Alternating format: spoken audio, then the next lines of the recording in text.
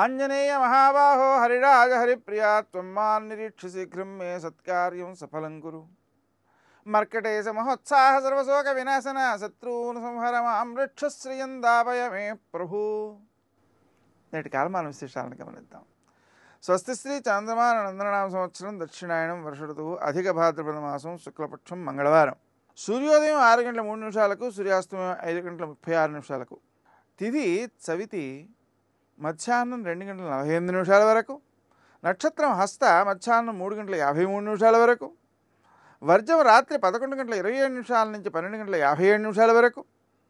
దుర్ముహూర్తం ఉదయం 8 గంటల 33 నిమిషాల నుంచి 9 గంటల 24 నిమిషాల వరకు. మరల రాత్రి 11 గంటల 11 నిమిషాల నుంచి 11 గంటల 57 నిమిషాల వరకు. అమృతకాలం ఉదయం 10 గంటల 12 నిమిషాల నుంచి 11 గంటల 43 నిమిషాల వరకు.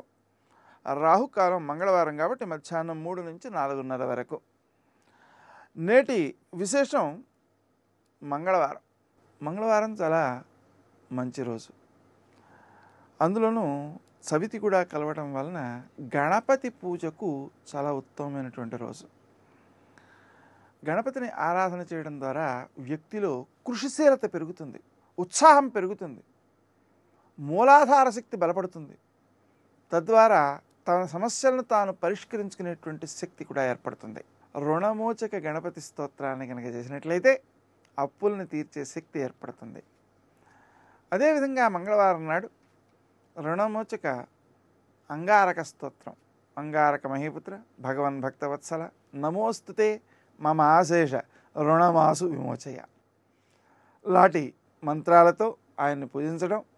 అలాగే మనకు ఎంత అప్పు ఉందో ఆ సంఖ్యను నేలపై బొగ్గుతో గీసి ఎడంకాలతో దాన్ని చెరిపేయడం ఈ మంత్రం చదువుతూ.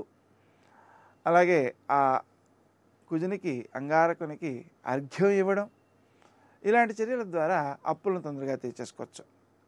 ఇక ఆంజనేయ స్వామిని ఆరాధించడం, కుమారస్వామిని ఆరాధించడం మొదలైనటువంటి కార్యక్రమాలకు కూడా మంగళవారం చాలా మంచిది. నేటి ఆణిముత్యాలు.